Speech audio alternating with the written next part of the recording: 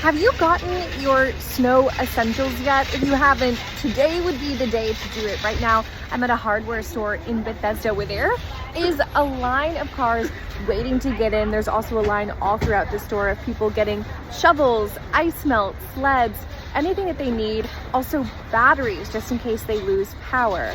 Grocery stores are also experiencing some shortages of bread and milk. Those items seem to be flying off the shelves as people prepare for what could be the biggest snowstorm this area has had in a decade.